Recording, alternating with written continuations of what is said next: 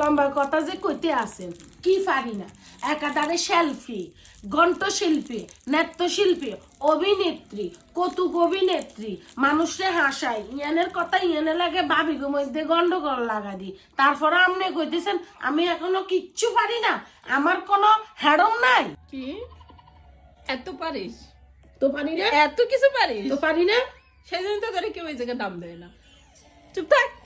চুপে থাকি চুপ থাকি তো যেগেন করে দিছি যেগেন হরি দিছি 10 বছর মোশাররফ করিমের মতো এগেন ভুলা যাইতো না মোড়া বেরি জানি কোন